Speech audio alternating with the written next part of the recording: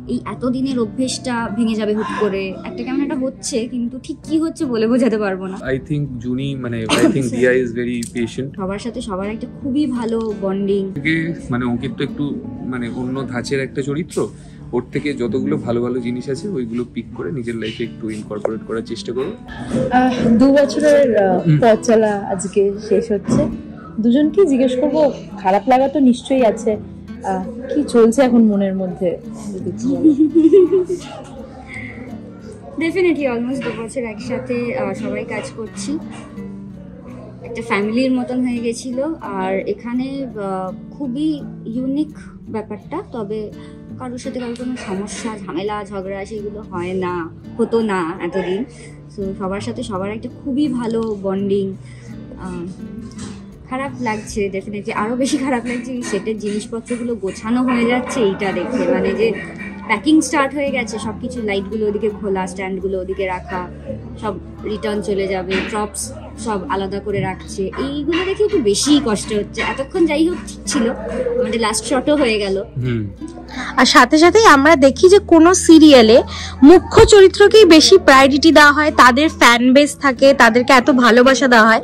কিন্তু এখানে কায়দা কানুন বলতে, মানে কথা এভির ইন্টারভিউ বলে কায়দা কানুন বলেও একটা রিকোয়েস্ট আসে, সাথে জুনিয়াকির রিকোয়েস্ট আসে, সেখানে সবাই এখানে মুখ্য চরিত্র হয়ে উঠেছো তোমরা। সেই পাওয়াটা কত বড় পাওয়া? বিরাট বিরাট পাওয়া। এই মনটা আমার একটু খারাপ, হ্যাঁ, তো এদিক ওদিক হয়ে যেতে পারে কথাবার্তা, তো প্লিজ ক্ষমা ঘৃণা করে দিও। তো যেটা তুমি প্রশ্ন করলে সেটা একটা বিরাট পাওয়া। আর আর এই পাওয়াটার জন্যই না সবটা, বাকি সব খুবই সাইড লাইন হয়ে যায়। যখন এই পাওয়াটা হয়ে যায় তখন আর বাকি খুব একটা কিছু খুব একটা সব কোনো কিছুরই খুব একটা গুরুত্ব দেওয়া উচিত বলে আমি মনে করি না। তাই এটা একটা বিরাট পাওয়া। আর ধন্যবাদ সকল দর্শককে, যারা এই যে তুমি বললে, যারা আমাদেরও এত প্রাধান্য দিয়েছো বা এত ভালোবেসেছো। থ্যাংক ইউ সো মাচ ভালোবাসার জন্য। একদম। দুজনকে জিজ্ঞেস করবো, প্রত্যেকটা সিরিয়াল থেকে বা প্রত্যেকটা কাজ থেকে তো টেক অ্যাওয়ে থাকে, তোমাদের কথা ধারাবাহিক থেকে দুজনের টেক অ্যাওয়ে? কথা ধারাবাহিক থেকে আমার টেক অ্যাওয়ে হলো যে আমি এটা কিছুক্ষণ আগেই বলছিলাম, almost 2 years every day for 14 hours যখন আমরা এক জায়গায় থাকি, সেম রাস্তা দিয়ে আসছি, সেম জ্যাম, সেম একটা একঘেয়েমি তৈরি হয় না, উইচ ইজ নট ভেরি যেটা কারোরই অ্যাজিটেটেড লাগে, কারোরই খুব একটা পছন্দ হয় না। That is human behaviour. কাল সকালে উঠে যেতে হবে, আবার কাল সকালে এই জ্যাম রাস্তা দিয়ে কিন্তু সামহাউ এই প্রজেক্টটায় পার্টিকুলারলি আমার ব্যক্তিগতভাবে সেইটা না খুব একটা লাগে। সেটা কিন্তু একটা অদ্ভুত একটা experience. It doesn't feel 2 years, which is a huge deal. যখন ঘটছিল তখন তো আমরা এইসব নিয়ে ভাবি না, তখন তো প্রেজেন্টটা নিয়ে ভাবি। কিন্তু এখন যখন এই ধরো ইন্টারভিউ দিচ্ছি বা একটু ভাবছি যে কিভাবে কেটে গেল, সত্যিই তো তখন না মনটা একটু খারাপ হয়ে যাচ্ছে।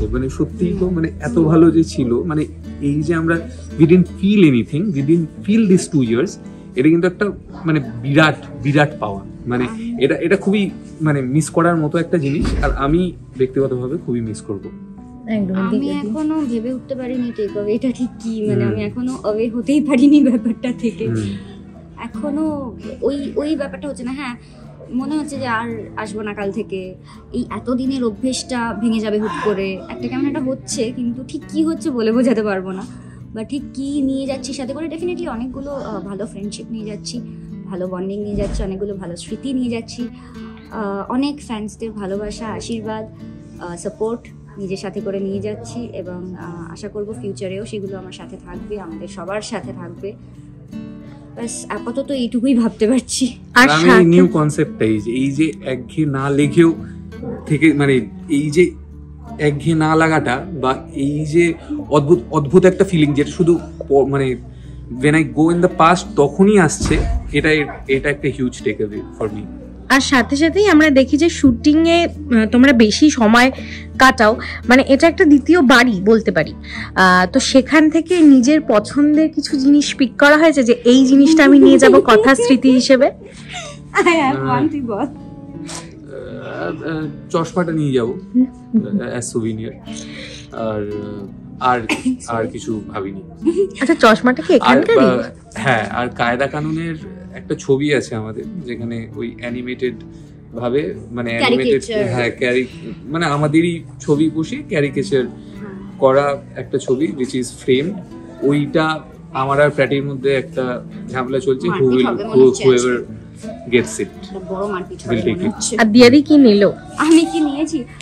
রব, মনে আছে আমাদের বদ্রিখালিতে মেলা হয়েছিল, আর জুনিয়াকির বিয়ের আগে। মানে আমি শিওর যে সবারই মনে আছে সেটা, দর্শকেরও। বদ্রিখালির মেলায় আমার একটা দুল দেখে খুব পছন্দ হয়েছিল, আমি সেটা নিয়ে গিয়ে আমাদের যিনি কস্টিউম ডিপার্টমেন্টে আছেন, ডিরেক্টর ডিপার্টমেন্টের কস্টিউম যিনি দেখেন, তাকে আমি বলেছিলাম, দীপশিখাদি এই দুটো দুল সিরিয়াল শেষ হলে আমি নিয়ে যাবো কালকে। দীপশিখাদি ওই দুল দুটো আমার গয়না রেখেছে, যে আমি রেডি হব, গয়না রেখেছে, তার সাথে দুল দুটো লুকিয়ে রেখে দিয়েছে। দিয়ে আমি কানে কানে বললো, তোর একটা জিনিস গয়নার সাথে আছে, তুলে নিস। বললাম কি বলো তো, গয়নাটা পর বুঝতে পারবি। গয়নাগুলো পরার সময় দেখছি ওই দুল দুটো, যে দুটো আমি সেই 1-1.5 বছর আগে, 1 বছর আগে ওকে বলে রেখেছিলাম এই দুটো কিন্তু আমার চাই, আমি মেলা থেকে চুরি করে এনেছি পরবো বলে। তো ওইটা আমাকেও দিয়ে দিয়েছে, চুরির জিনিস ভদ্রভাবে সুন্দর করে হাতে দিয়ে দিয়েছে। আর সাথে সাথেই সব শেষেরই একটা শুরু হয়। এতগুলো দিন একসাথে কাটিয়েছে, অনেক মেমোরিজ তো আছেই। যদি বলা হয় একে অপরের থেকে রিয়েল লাইফে কোন গুণটা নিলে? ওর আমি আগে বলি, তুই ভাববি অনেক। পেশেন্স আই থিঙ্ক জুনি, মানে আই থিঙ্ক দিয়া ইজ ভেরি পেশেন্ট। মানে আমি মানে খুব একটা ইজি নই, মানে আমি যা রিয়েলাইজ করলাম যে as a coactor I am not very, মানে ইটস মানে it is a little difficult to work with me. কিন্তু মানে যেটুকু আর কি, মানে খুব একটা নয়, কিন্তু হ্যাঁ কিন্তু she is very patient with me. যাচ্ছি, শি ইজ ভেরি পেশেন্ট।